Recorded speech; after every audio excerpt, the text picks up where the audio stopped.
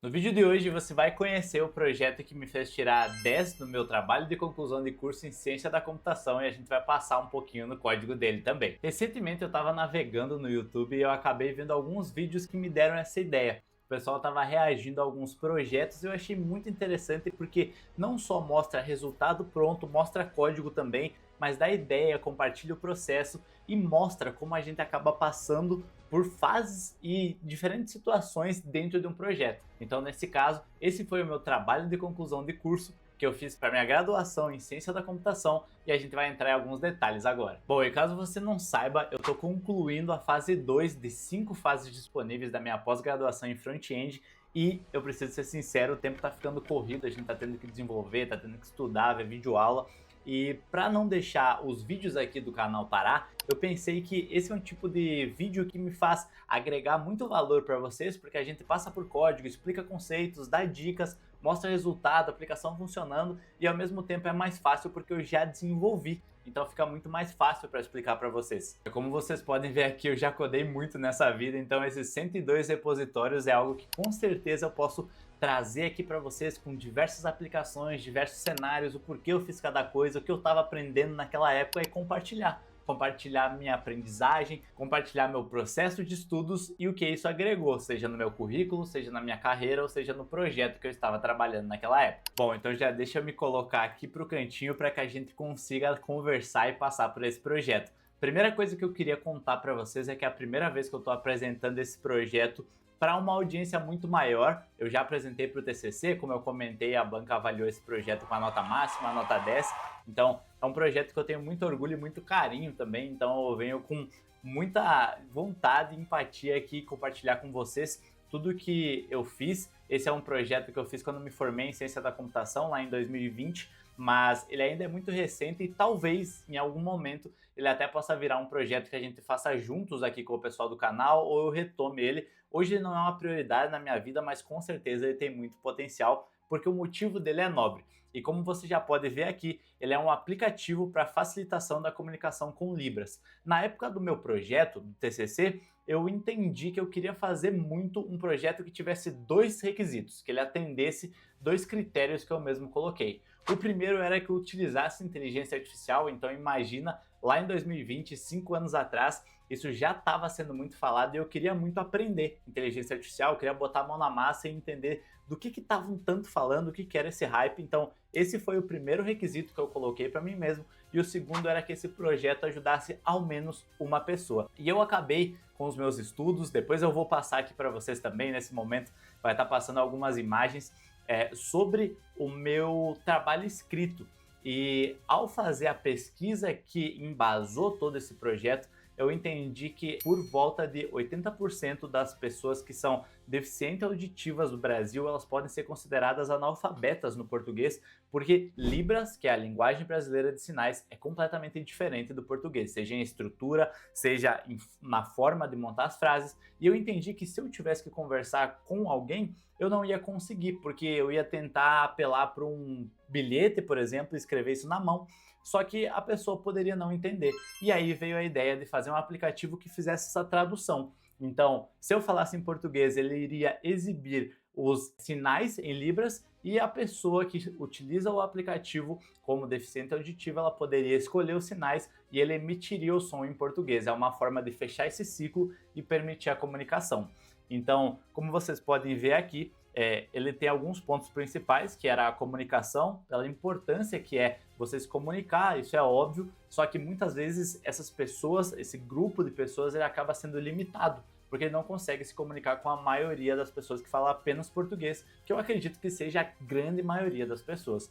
Um dos pontos positivos desse projeto é que ele faz a conversão, como eu comentei, a gente chama speech to text e text to speech, que é basicamente a fala para texto e texto para fala. E além disso, eu utilizei PLN, que é uma técnica de processamento de linguagem natural, para converter essas frases de português para Libras. Então aqui teve inteligência artificial, aqui teve a AWS, e acessando a documentação, a gente começa a ver um pouquinho mais de detalhes desse projeto. Então, esse nome que eu dei de Deafened, ele lê Deafened, é um aplicativo que tem como meta facilitar a comunicação com Libras, como eu já expliquei para vocês, permitindo que surdos e ouvintes interajam de forma mais natural entre si nas situações básicas do dia a dia.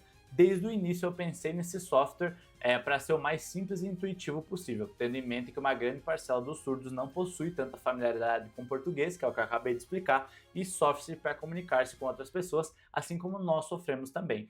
Então, esse é o logo, ele foi feito especificamente para isso, você pode ver alguns detalhes aqui. Deaf é surdo em inglês, e End ele veio basicamente num significado de acabou essa questão de você não poder se comunicar, por aqui vai ser uma forma da gente abrir essas portas, dar as mãos. E é dessa ideia que saiu esse logo, onde você pode ver que além dele simular uma mensagem, ele também é algumas pessoas dando as mãos. E isso significa essa união, essa tentativa de facilitar e criar uma ponte na comunicação entre esses dois grandes grupos.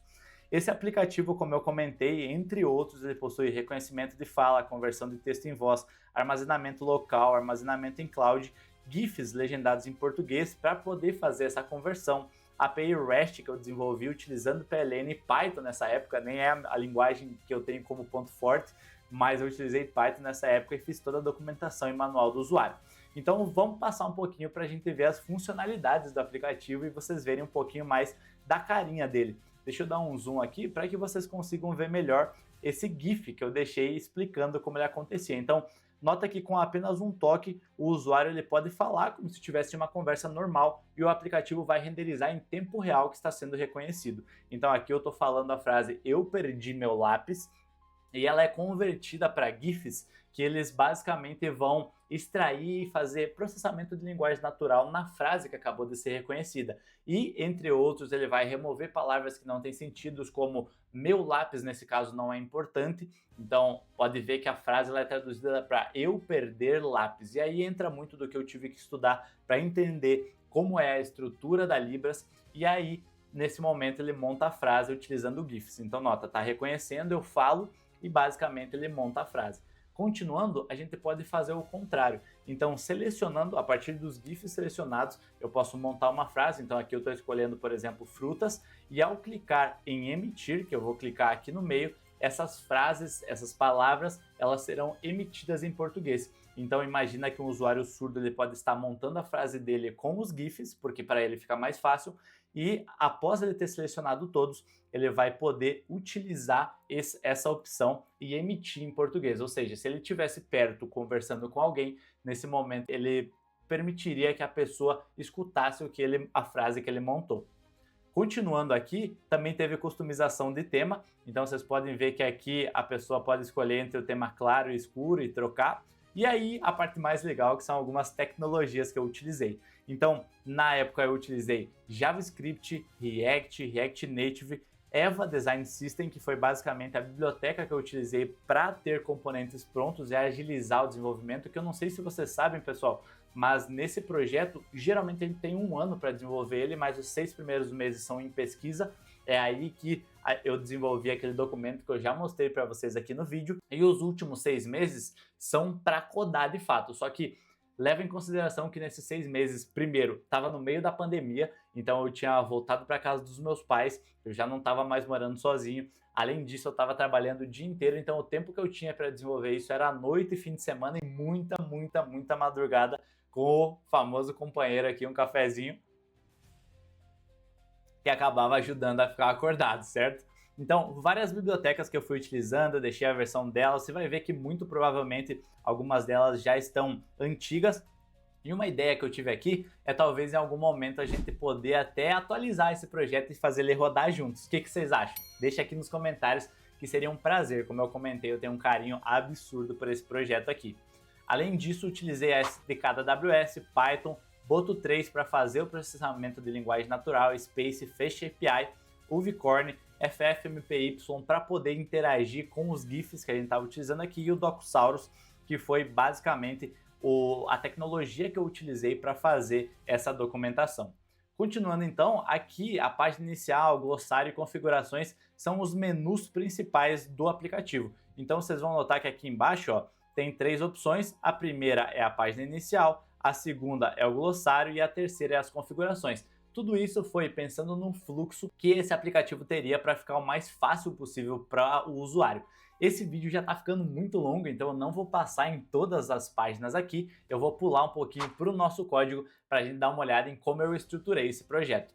Deixa eu me colocar aqui e eu vou tirar basicamente eu aqui para não atrapalhar vocês e a gente poder ver um pouquinho da estrutura. Então vocês vão ver, pessoal, que tem iOS e Android, porque esse foi um aplicativo, então ele precisava ser instalado. E aí eu acabei criando algumas pastas aqui. Então teve a pasta Assets, onde eu fui deixando os GIFs, ícones, tema, imagem. Teve os meus componentes, onde eu fiz skeletons, o Confirm Dialog, o container das abas da Home, que são aquelas abas iniciais. Então vocês vão ver que aqui tem o meu index, onde eu estou exportando todos eles. Aí no Answer você vai ver que tem já um pouquinho das páginas, encontrar palavras.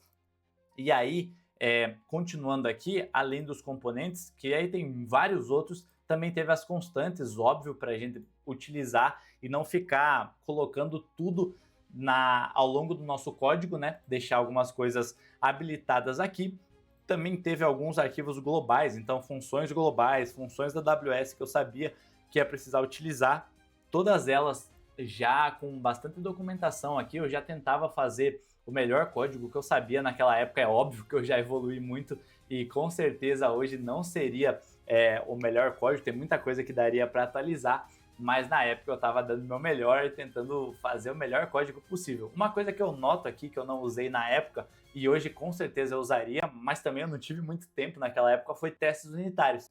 Então vocês vão poder ver que meu projeto não tem testes unitários, mas dessa vez com certeza eu faria. Aqui era a navegação bottom que eu mostrei para vocês, então tinha a nossa home, a página lá com o livro aberto que era o glossário, e a página de settings, onde o usuário podia escolher o tema dele, o nome.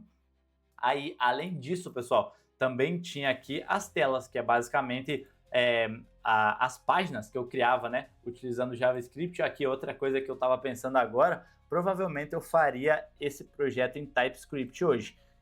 Aqui também eu estava usando os componentes do UIKitten, que é uma lib, que a gente até pode abrir ela aqui para dar uma olhada. Ela ainda existe, baseada no Eva Design. Eu lembro de acessar muito essa página aqui, foi muito interessante fazer com ela.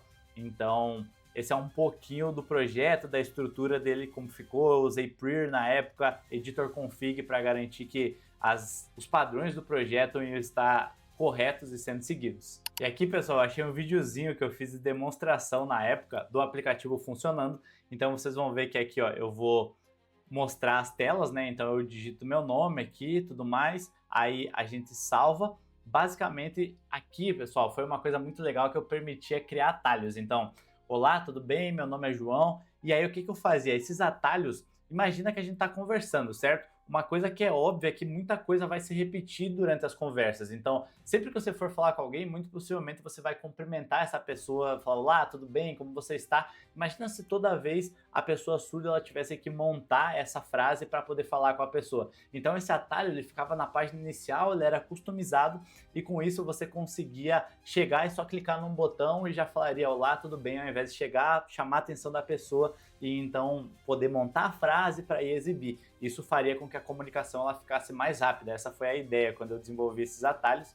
Então vocês vão ver que eu seleciono um ícone, seleciona o que vai ser o conteúdo e aí você pode selecionar a corzinha dele. Quando eu voltar aqui, ó, já está aqui então os nossos dois atalhos que a pessoa poderia exibir mais facilmente. Bom, aqui eu estou falando uma frase, ó, essa é apenas uma demonstração. Eu mando para a API, ele processa com um processamento de linguagem natural. Aqui eu vou montar uma frase escolhendo, então ó, isso aqui em cima não ficou tão bonito, mas eram filtros que você poderia selecionar pela letra inicial, então A, B, C. Aqui você poderia exibir, né, a frase e emitir ela em português, e aqui eram categorias, então ó, frutas, também tinha, acho que era itens de casa, comidas, alimentos, ó, aqui eu tô aplicando os filtros para mostrar, ó. Então só palavras que começassem com B e com D que seriam exibidas. E aí a gente tinha os detalhes de cada palavra. Então, ó, ela soletrada aqui, a categoria dela, o tipo e um exemplo de aplicação numa frase, tipo soletrando para quem assistiu, exemplo de aplicação na frase. Então esse aqui foi um videozinho e essa aqui foi os slides que eu fiz na época para apresentar. Então eu lembro que, assim, eu me puxei muito para fazer esses slides aqui, eles ficaram até bonitinhos, falava até de alguns dados, né, no referencial teórico você tem que montar todos eles. Então aqui explica, por exemplo, por que eu fiz um aplicativo, porque em 2018, na época, 70% já das pessoas já usavam celular, então isso dá 130 milhões de indivíduos no Brasil com mais de 9 anos, se eu não me engano. Então esse aqui foi os slides que eu usei na minha apresentação do TCC. E para concluir, pessoal, uma coisa que eu achei aqui, e eu tinha que falar para vocês, é que a minha monografia eu fiz toda com látex. Eu não sei quem já ouviu falar ou sabe, mas látex é basicamente uma linguagem de texto para criar documentos em tais padrões. Então todo mundo que fez monografia sabe que você precisa seguir as regras da BNT e tudo mais. Só que uma forma que eu achei de estar mais próximo do código foi usar látex e ele me permitiu fazer de uma forma muito mais organizada, sabe? Então depois de definir a estrutura ali eu só me concentrei no conteúdo. Então vocês vão ver aqui que assim tem muita coisa, é muito nostálgico para mim estar olhando isso. E além disso eu achei a minha monografia, então só para vocês darem uma olhada aqui, ó, 118 páginas. E aí, além disso, uma coisa para fechar aqui que eu acho que combina muito comigo, essa aqui foi a minha frase da monografia, que foi que eu acredito demais na sorte e tenho constatado que quanto mais duro eu trabalho, mais sorte eu tenho. O que vocês acharam desse vídeo, galera? Foi um vídeo rápido, onde eu tô aqui trocando uma ideia com vocês. Acho que idealmente a gente poderia até fazer uma live sobre isso, mas foi um projeto muito importante na minha vida. É o projeto que eu acho que até hoje eu mais me orgulho. Eu fiz ele completamente sozinho, foram horas e horas dedicadas aqui, e trazer ele aqui para vocês foi, além de uma nostalgia muito grande, foi uma honra, porque eu acho que agregou muito na minha vida. Talvez seja uma porta de entrada para a gente fazer playlists aqui, trazer conteúdos que me facilitam nesse momento onde a minha vida está muito corrida e não deixam de agregar conteúdo para vocês, para terem ideias, para se motivarem, para se inspirarem. Então me conta aqui nos comentários o que você achou e eu tô aguardando você em um desses próximos vídeos.